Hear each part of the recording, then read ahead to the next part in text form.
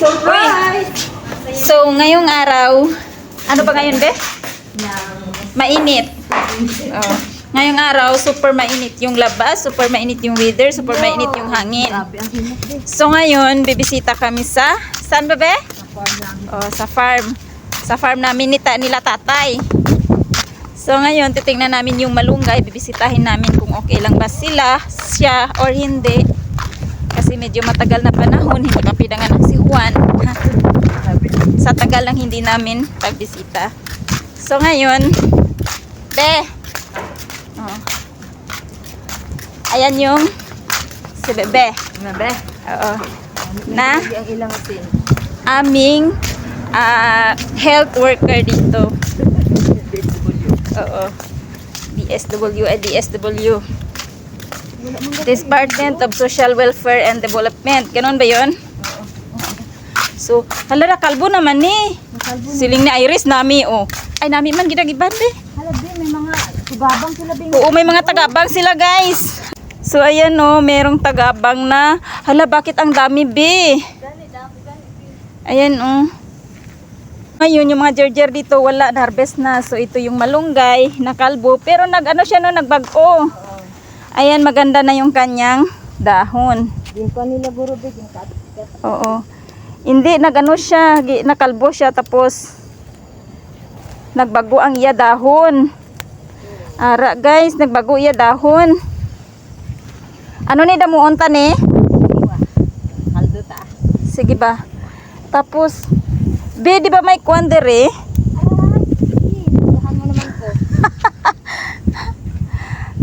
So, ito siya. Ito lang naman yung magandang dahon.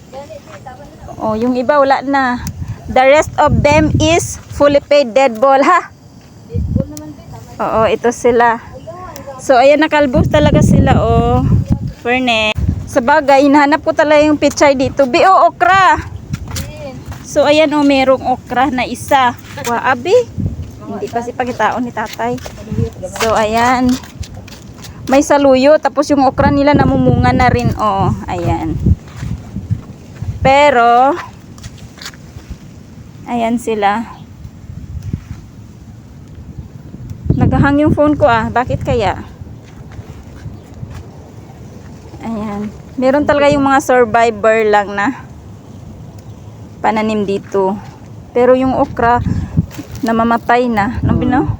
Tama na niyo. Oo. Tapos, tamar ni siya, oh.